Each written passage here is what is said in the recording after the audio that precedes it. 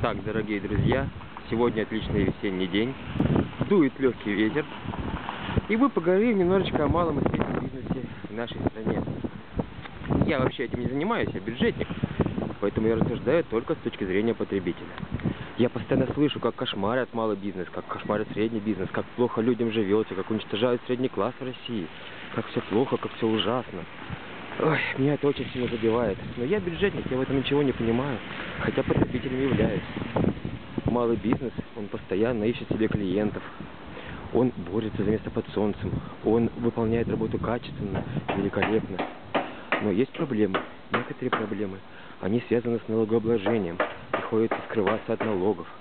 О, кстати, о малом бизнесе. Что это такое? Объявление. Направляемая кровля. Опять человек пришел и развесил свои, рассылал свои рекламки по всем гаражам. Давайте их соберем и выкинем к чертям собачьим. Пусть люди идут на завод, уже заткнутся с таким малым бизнесом, достали уже, чтобы черт побрал. Вот. А то, что мы видим сейчас, это крыша моего гаража.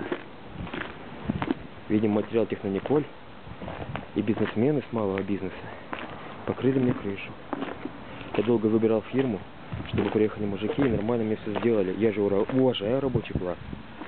Они же очень хорошие парни, им надо кормить семьи, зарабатывать деньги. Поэтому я обратился к ним, и они сделали направляемую кровлю. Направляемая кровля Технониколь прилеплена частично прямо к грязи, прямо к песку, который был на моей крыше. Люди, специалисты получили деньги, исчезли.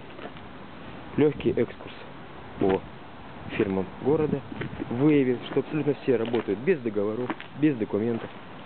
Наверняка не платят налоги, хотя я в этом не разбираюсь. Я разбираюсь только в том, что мне опять надо что-то делать, надо искать контору, потому что в одну харю я перекрыть гараж не смогу. И за последние 2 ночи таким образом, по крайней мере в нашем ряду, облезло 2 гаража. Молодые бизнесмены, малые бизнесмены, средние бизнесмены, вы очень грамотно делаете, вас теперь не найти. Там, где вы снимали помещение, подписывали договора, Филькину грамотно, там уже нет ничего. Там уже сидит другая контора. Ну а я вот попал на очередные деньги.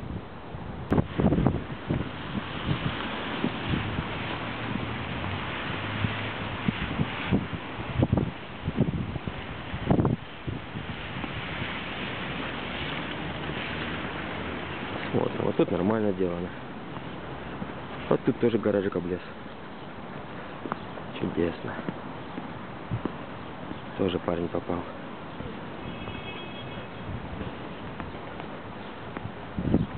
Кстати, вот здесь вот сделали сами азербайджанцы, которые здесь купили гараж, и здесь ставят машины. Здесь вот наши аборигены. Это мой гаражик. Нанятые. Все прям на говно.